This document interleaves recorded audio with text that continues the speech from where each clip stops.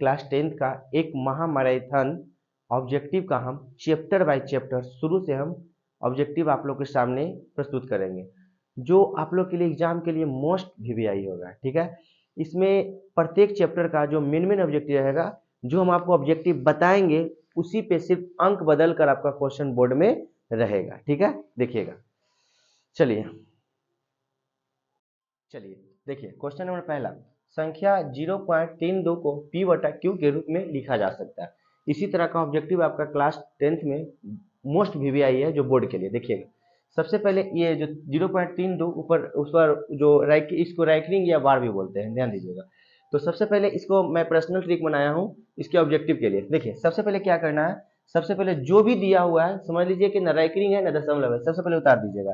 ठीक है, दम बोर्ड में किसी तरह भी रहे। देखिएगा, 2 क्वेश्चन है, ये दोनों क्वेश्चन के बाद आपको ये रैंकिंग वाला कभी दिक्कत नहीं होगा, बोर्ड में 1 नंबर या 2 नंबर फिक्स है। चलिए, सबसे पहले उतार देना है जो भी है, जो मान लीजिए कुछ है ये नहीं है, न दशमलव है न जीरो है, जो अंक उतार दीजिए। तो इसको हम लिख देते हैं 32।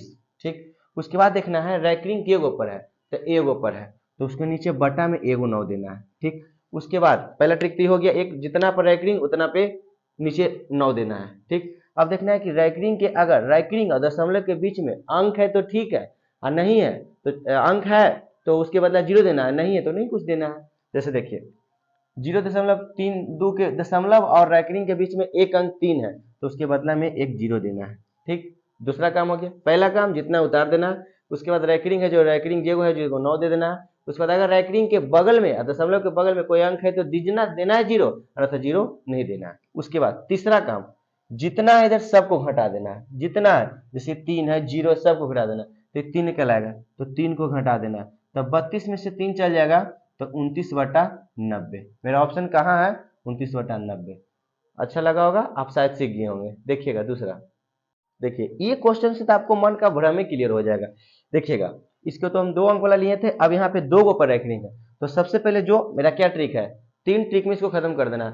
पहला, जो भी दिया हुआ है उसको उतार देना है, तो 3.27 है तो दोनों को सबको उतार दो, 327 मेरे तरफ से। फिर बटा जे गो पर रैंकिंग है जे गो 9 दो, तो 2 गो पर रैंकिंग है तो 2 गो 9 दो, जे गो पर रैंकिंग है जे गो 9 दो, तो 2 गो पर रैंकिंग है तो 2 गो 9 देंगे। उसके बाद क्या बोले थे, रैंकिंग और दशमलव के बीच में अगर अंक है तो उसके बदला 0 दीजिए, और नहीं है तो कुछ नहीं देना है। तो रैंकिंग और दशमलव के बीच में कोई अंक नहीं तो कुछ नहीं देना है। ठीक, उसके बाद आप क्या करेंगे, रैंकिंग के दशमलव के बीच हो गया, जितना भी रैंकिंग के बाद वाला है चाहे दशमलव के ई पट्टी हो चाहे ई पट्टी हो, यानी ये गोतिया प्रोसेस दोनों को घटा देना है। तो यानी ओनली फॉर यहाँ पे 3 बढ़ रहा है तो 3 को घटा देंगे, तो 327 में से 3 चल जाएगा, तो बच जाएगा मेरे पास कितना, 324/99। मेरा ऑप्शन नंबर डी। अगर इसी सिस्टम का आपका क्वेश्चन रहे तो सबको ऐसे करना। अगर कोई भी क्वेश्चन होमवर्क में हम दे रहे हैं, इसको आपको सॉल्व करना है HW में। जहां दिक्कत हो कमेंट बॉक्स में आप हमको जरूर इसका जवाब दीजिए। पहला क्वेश्चन है 2.47, इस पर रैंकिंग है।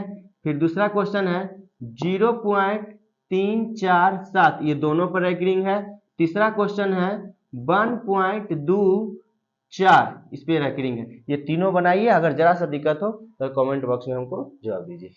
क्वेश्चन नंबर तीसरा देखिएगा क्या कर रहा है। क्वेश्चन नंबर तीसरा कर रहा है कि सबसे छोटी अभाज्य और सबसे छोटी भाज्य संख्या का गुणनफल बताना है। 4 को हमको विकल्प दिया हुआ है, लेकिन इसी के बहाने, इस क्वेश्चन के बहाने हम लोग अभाज्य संख्या को भी देखेंगे और भाज्य संख्या को भी देखेंगे। ठीक है, तो सबसे पहले अभाज्य संख्या किसे कहते हैं, तो वैसी संख्या जो 1 से कटे और अपने आप से कटे उसे अभाज्य संख्या कहते हैं, है ना। वैसी संख्या जो 1 से कटे और अपने आप से कटे उसे अभाज्य संख्या कहते हैं। जैसे हो जाएगा आपका 2, 3, 5, है ना। फिर आगे क्या है, भाज्य संख्या, तो वैसी संख्या जो 1 से कटे और अपने आप से कटे और किसी और से भी कटे उसे भाज्य संख्या कहते हैं। ठीक है, जैसे क्या हो जाएगा, सबसे छोटी भाज्य संख्या 4 होगा, सबसे छोटी भाज्य संख्या 4 होगा, और सबसे छोटी अभाज्य संख्या 2 होगा। तो हमसे क्वेश्चन क्या कर रहा है कि सबसे छोटी अभाज्य और सबसे छोटी भाज्य संख्या का गुणनफल माने गुना। तो देखिएगा, इसका सॉल्व में क्या हम लिख रहे हैं, सबसे छोटी अभाज्य संख्या तो क्या हो जाएगा 2, ठीक, और सबसे छोटी भाज्य संख्या, तो सबसे छोटी भाज्य संख्या क्या हो जाएगा 4 का गुणनफल, तो गुणनफल गुना 4 बराबर 8, यानी मेरा विकल्प नंबर सी। ठीक है, क्वेश्चन नंबर 4 देखिएगा, निम्न में कौन सी अभाज्य संख्या है? अभी जस्ट बताए थे कि क्या कि वैसी संख्या जो एक से कटे और अपने आप से कटे और किसी और से भी कटे उसे अभाज्य संख्या कहते हैं। यहाँ पे मेरे पास विकल्प क्या है, 29 है, 25 है, 16 है, 15 है। देखिएगा 15 से पीछे से चलते हैं, 15 3 से भी कट रहा है, 5 से कट रहा है, तो ये अभाज्य नहीं होगा। 16 2 से, 4 से, हमको एक से कटना चाहिए, अपने आप से, ये भी नहीं होगा। 25 5 से, खुद से, एक से, या 29 है जो किसी से नहीं कट रहा है ना।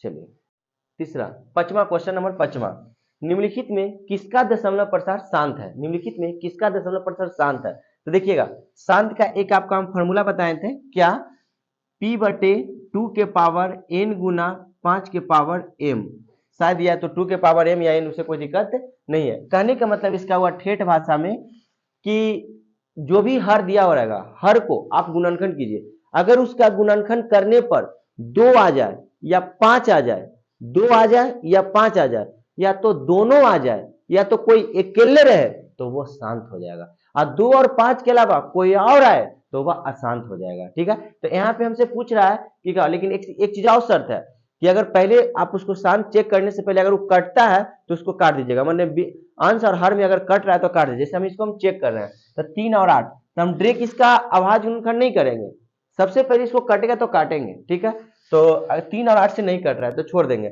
तब 8 का हम लोग अभाज्य गुणनखंड करेंगे। तो 2 से लगाएंगे 4, 2 से लगाएंगे 2, तो खाली 2 2 आ रहा है, तो ये शांत हो जाएगा। पहले तो हमको पकड़ा कि शांत, तो आगे चेक करने का कोई जरूरत नहीं है। अगर यहाँ 2 और 2 आए तो ठीक है, अगर 2 की जगह पे 3 भी आ जाता है तो वह शांत हो जाता है। या तो 2 आए या तो 5 आए या तो दोनों आए या तो अकेले रहे, वह क्या कहलाता है, शांत कहलाता है। तो यहाँ पे हमको यह क्या हो जाएगा, शांत हो जाएगा। ठीक है, लेकिन पहले एक शर्त याद रखिएगा, मेरा ट्रिक पर्सनल ये है कि पहले कटता है तो काटेगा, क्योंकि 2018 में एक क्वेश्चन आया था 6/15, बच्चा तो पढ़ के गया था कि हमको सर बताएं कि अगर कटेगा तो उस सॉरी निचलका को गुणनखंड कर देना, अगर 2 और 5 आएगा तो उसको गुणनखंड। जैसे यहाँ पे फर्स्ट में बच्चा क्या करता है, बच्चा को सीधे जल्दी घुस जाता है, तो 15 को ऐसे क्या दिया, 3 से 3, और 3 आ गया, ये तो शांत है, जबकि गलत है, ये शांत है। कैसे, देखिए, द्वितीया 6, पांतिया 15, 2 और 5, तो नीचे तो 5 आ गया, तो ये शांत हो गया।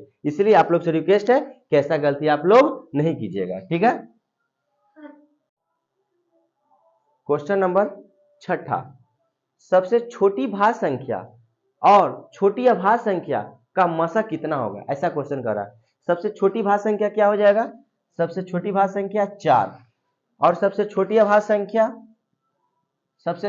संख्या 2, इसका मसा पूछ रहा है, तो 2 और 4 का मसा निकाल देंगे, 2 दूनी 4, यानी ये क्या हो गया, 2। ऑप्शन नंबर मेरा बी। 7वां, दो लगातार संख्याओं का मसा बताना है। दो लगातार, जैसे कुछ भी संख्या लगातार लीजिए, जैसे 1 2 2 3, कुछ भी ले लीजिए, किसी का मसा निकालना है। लगातार ले लेते हैं 1 और 2, तो 1 दूनी 2, यानी दो लगातार संख्या का मसा 1 आएगा। अगर आप 2 3 ले लीजिए, 2 3, 2 इकाएं 2, 1 फिर 1 के, यानी दो लगातार संख्या का मसा कितना होगा, 1। Option number B. 96 का अभाज्य गुणनखंड क्या होगा, देखिएगा 96 की एकदम लघुत्तम की तरह, अभाज्य गुणनखंड मतलब लघुत्तम। 96 को 96 का 2 से लगाएंगे, 2 चौके 8, 1 बचल है, 2 अठी 16, फिर 2 से लगाएंगे 24, फिर 2 से 12, फिर 2 से 6, फिर 2 से 3, यानी 1 2 3 4 5, 2 के पावर 5 है कहीं ऑप्शन में, यह है, एगो 3 है, विकल्प नंबर सी। क्वेश्चन नंबर 9वां, दो संख्याओं के गुणनफल 8670 है और इनका मसा 17 है, तो उसका लसा क्या होगा। तो अगर आपको लसा पूछे तो क्या कीजिएगा, दो संख्या का गुणनफल बटा मसा कर दीजिएगा। अगर मसा पूछे तो दो संख्या का गुणनफल बटा लसा कर देना है। तो वही लिखे हैं, लसा बराबर दो संख्याओं का गुणनफल बटा मसा। दो संख्या का गुणनफल कितना है, 8670 बटा मसा कितना है, 17, काटिए, 17 पचे 85, 86 में से 50 चलेगा, 1 बच जाएगा, 1 पर 17, तो 1 मरते लग जाएगा, 17 इकाई 17, पर 0 बच रहा 0, यानी लसा कितना हो जाएगा, 510। आगे निम्नलिखित में कौन परमेय संख्या है? देखिए यहाँ पे 2 माइनस रूट थ्री है, तो 2 है, आपको ऑप्शन से सिलेक्ट करना, 2 है परमेय संख्या और रूट थ्री क्या है? अपरमेय संख्या, क्योंकि रूट थ्री का वर्गमूल नहीं निकलता।